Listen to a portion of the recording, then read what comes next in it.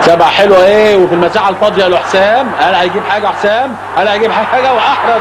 الناس مستنيه هدف لحسام، وفعلا بقولت لحضراتكم في الشوط الاول حسام مش هيهمد الا اذا احرز هدف. وحسام وقفها وماشى ولعبها في نفس المكان اللي جاب منها الجون الاولاني اهو. هنشوفها مره ثانيه اهو. حازم امام لعب الكوره لحسام. جزاء حسام احد الهدافين المميزين في هذه المنطقه. شوف تابع ازاي مع منتخب مصر من النادي الاسماعيلي 29 سنه وخد فرصته اهو.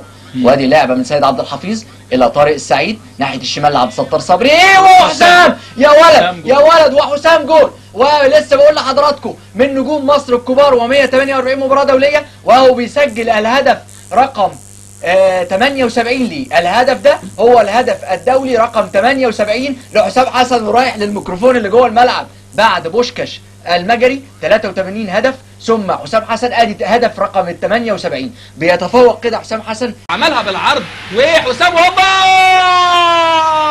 روعه روعه روعه روعه. يا سلام عليك ولد يا احمد يا صلاح يا حسني. استلام بدوران بتوغل بثقه وقمه انكار الذات من هذا الناشئ الصاعد اللي عملها بالعرض.